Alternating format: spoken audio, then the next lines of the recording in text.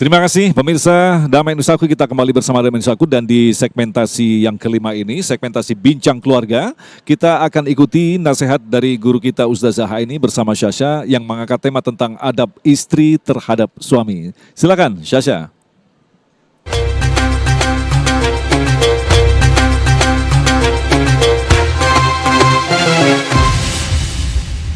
Ya pemirsa, dalam segmen Bincang Keluarga di sebelah saya sudah ada Ustazah Aini Aryani. Assalamualaikum warahmatullahi wabarakatuh Ustazah. Waalaikumsalam warahmatullahi wabarakatuh. Ya, kalau tadi Ustazah Aryani sudah menjelaskan tausiah, sekarang kita masuk ke dalam segmen Bincang Keluarga tentang adab istri terhadap suami ya Ustazah. Nah dalam tuntunan Islam sendiri ini, bagaimana posisi istri dan suami Ustazah? Posisi istri itu dalam rumah tangga kan namanya makmum ya. Suami selaku imam, bagaimana caranya biar dalam rumah tangga itu kita jadi teamwork. Bukan soal siapa yang paling berperan, siapa paling berjasa, tapi siapa yang paling memungkinkan untuk menciptakan rumah tangga yang harmonis. Maka sebagai istri sebisa mungkin taat sama suaminya. Kalau istri tidak taat sama suaminya, wah susah ya. Namanya pemimpin, meminta pada yang dipimpin untuk taat, ya nggak akan jalan. Cuman pertanyaannya gini Mbak Sasa. Ketaatan istri sama suaminya itu apakah ada batasannya atau Betul, tidak? Sejauh apa? Sejauh apa? Biasanya gitu kan? Iya betul. Nah sebelum masuk ke situ tadi Ustazah Aini menyinggung tentang teamwork betul sekali. Iya. Jadi ada pemimpinnya, Iya. ada nahkodanya, ada juga nahkodanya. yang membaca peta gitu berlayar bersama gitu ya. Betul. Jadi istri harus taat kepada suaminya. Bagaimana cara taatnya itu? Ya. Jadi ketaatan istri kepada suami itu selama suami meminta kepada istrinya untuk melakukan hal-hal yang tidak untuk bermaksiat pada Allah, sebisa mungkin taati. Apalagi kalau di situ ada maslahatnya. Cuman kalau misalnya suami itu memerintahkan kepada yang maksiat, istri tidak boleh untuk mentaati. Kadang-kadang kita bertanya apakah istri itu harus selalu mentaati suami? Ya. Bagaimana kalau misalnya suami memerintahkan memang bukan untuk bermaksiat, Betul. tapi istri tidak sanggup? Ya, atau mungkin berbeda pendapat? Berbeda pendapat, apakah istri boleh menolak? Ya. Nah begini, jadi ketaatan istri kepada suami itu memang ada batasannya. Pertama, ada yang wajib untuk ditolak. Kalau memang perintah suami itu, kalau memerintahkan untuk bermaksiat pada Allah, wajib untuk ditolak. Yang kedua, boleh ditolak, boleh tidak ditolak. Boleh ditaati, boleh tidak. Kalau apa? Kalau perintah suami itu untuk melimpahkan tanggung jawab. Misalnya suami bilang sama istrinya, istriku gantian dong cari nafkahnya, ya kan? Tolong kamu mulai bulan ini kamu yang mencari nafkah, kamu yang menafkahi keluarga, aku mau santai-santai aja. Ini kan bukan perintah pada maksiat sebetulnya. Tapi apakah istri wajib untuk mentaati atau tidak? Nah di sini tidak wajib. Boleh menolak, boleh tidak. Tapi kalau kita melihat ada maslahat di situ, kenapa enggak? Ya. Misalnya suaminya sudah mencari ke sana kemari, qadarullah, ternyata tidak mencukupi juga dan istri punya potensi untuk membantu, kenapa tidak? Toh dapat pahala juga. Kalau istri ikut membantu dapat pahala juga, tapi dalam hal ini suami tidak boleh memaksa. Tidak boleh memaksa. Betul. Ya. Kita tetap harus mendengarkan juga ya, sebagaimana teamwork tadi yang Ustadz Aini bilang. Betul. Lalu jika istri tidak taat kepada suami, itu hukumnya bagaimana di dalam Islam Ustazah? Ya. Ketika dalam hal ini suami memerintahkan pada seorang istri, seorang suami memerintahkan kepada istri agar apa? Agar melakukan hal-hal yang tidak untuk bermaksiat. Misalnya istriku tolonglah kalau di rumah jagain anak-anak dengan baik, ajarkan anak-anak kita. Atau misalnya suami meminta haknya di tempat tidurnya gitu ya, maka istri tidak boleh menolak. Atau misalnya berantem sedikit, tiba-tiba istri kabur begitu saja. Atau istri membongkar aib suami, atau istri membongkar aib rumah tangga. Nah di sini istri termasuk dalam kategori yang nusyuz.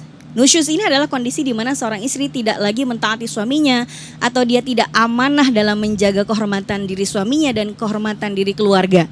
Nah, dalam urusan nusyuz di sini seorang suami diperbolehkan untuk menegur istrinya sebagaimana disebutkan dalam surat An-Nisa ayat 34. Bagaimana caranya? Yang pertama, fa'izuhun, dikasih nasihat. Jangan sampai istrinya kabur dari rumah, suami langsung marah-marah, tidak. Tapi dinasehati dulu dengan baik, ditelepon, dirayu dulu gitu ya, jangan langsung diancam. Yang kedua, wahjuruhunna fil madhaji. Kalau istrinya sudah pulang, sudah mau kembali ke rumah tapi belum mau melayani suaminya misalnya, ya sudah, pisahkan dulu tempat tidurnya daripada masih tidur sekamar dan masih bermuka masam, enggak apa-apa tidurnya dipisahkan dulu. Tapi kalau misalnya suami sudah sedemikian bersabarnya dan istri masih juga belum mau taat kepada suaminya, maka wadribuhun. Maka boleh seorang suami menghukum istrinya tapi tidak boleh main tangan, tidak boleh melukai fisik.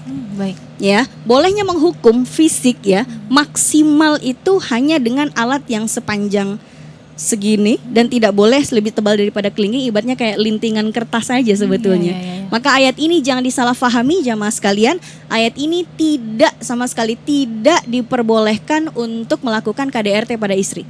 Hukuman pun bukan hukuman yang fisik. Bukan, makanya disebut oleh para mufassir sebagai darbun ghairu mubarrih. Ya, pukulan yang sama sekali tidak menyakiti, pukulan yang sama sekali tidak membekas. Yang penting hukumannya itu masuk ke dalam hati istri dan istri mau menyadari kesalahannya dan rumah tangga bisa dibangun kembali seharmonis mungkin. Kira-kira seperti itu. Baik, lalu hukumnya sendiri jika tidak taat kepada istri. Tidak taat kepada suami. Kepada suami, istri jika tidak taat kepada suami, ini hukumnya dalam Islam dosa pastinya. Dosa ya Ustazah. Pasti dosa. Sebagaimana suami yang tidak melaksanakan kewajibannya kepada istrinya, tidak mau memberi nafkah, tidak mau mengajari istrinya, seorang suami yang tidak mau mengajari, yang tidak peduli apakah istrinya itu menjalani syariat atau tidak, kemudian seorang suami juga yang tidak peduli apakah istrinya sudah tercukupi nafkahnya atau tidak. Di sini seorang suami juga zalim. Istri juga sama begitu. Ya, kalau istri tidak mau taat kepada suaminya padahal suaminya memerintahkan sesuatu yang mengundang maslahat, tidak melimpahkan tanggung jawab, tidak menyuruh kepada maksiat, maka istri di sini adalah dosa. Dosa ya. Bahkan tidak hanya sekedar dosa, suaminya pun disuruh menegur tadi dalam surat An-Nisa 30. Yang sudah dijelaskan dengan sangat jelas ya Ustazah. Nah Ustazah, ini jika suaminya berbuat zalim atau misalkan melakukan kesalahan, apakah istri berhak atau dibolehkan marah? Bagaimana Ustazah? Apakah seorang istri boleh marah kalau suaminya ternyata zalim kepadanya? Apapun bentuk kezalimannya lah kira-kira seperti itu. Dan marahnya mungkin seperti apa ya Ustazah ya? Yang baik. Marah seperti apa sih yang diperbolehkan bagi istri ya untuk ditunjukkan kepada suaminya? Jamaah sekalian, ini menarik sekali ya. Marah itu sesuatu yang manusiawi. Setiap manusia pasti memiliki keinginan untuk marah dalam beberapa kondisi. Ketika emosinya sedang tidak stabil. Tapi Rasulullah SAW mengajarkan kita bagaimana memanage rasa marah. Apa kata Nabi? Idza ghadiba ahadukum falyatawadda. Apabila kalian itu marah, maka berwudulah. Idza ghadiba ahadukum falyaskut. Apabila kalian marah, maka diamlah. Ibaratnya nih, marah itu penyakit dan diam adalah obatnya. Baik. Jadi kalau misalnya suami lagi marah-marah, istri diam aja.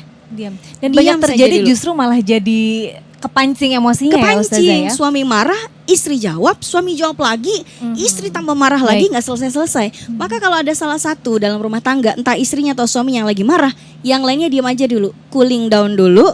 Kalau perlu wudhu bareng-bareng. Karena apa? Karena marah itu bersumber dari api dan api itu bisa dipadamkan dengan air. Maka berwudhulah kita. Baik. Biar emosi kita jadi reda, logika kita main lagi, baru kemudian kita membincangkan masalah ini baik-baik. Insya Allah dapat jalan keluarnya. Baik, luar biasa, sangat seru sekali perbincangan tentang adab istri terhadap suami ini Ustazah Aini.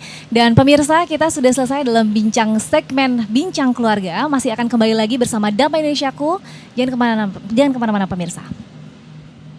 Ya pemirsa, Damai Indonesiaku, dan tidak terasa sudah di penghujung acara pemirsa. Dan jangan lupa tetap saksikan Damai Indonesiaku besok yang akan berlokasi di Masjid Al-Bushro di Bekasi Timur dan mengangkat tema berbuat zalim tanpa disadari. Dan juga ada para guru-guru yang akan mengisi tausiah besok, yaitu Ustadz Abdul Rahman Jelani, Ustadz Syahdan dan Ustazah Sofatun Nida. Ya. Dan akhirnya kami berdua, saya Sabrina Raisa, Agung Izulhaq serta pemirsa Damai Indonesiaku serta pendukung acara Insarung Wadi Mortentu Sarung kita mengucapkan terima kasih atas perhatian Anda dan sampai jumpa besok. Wassalamualaikum warahmatullahi wabarakatuh.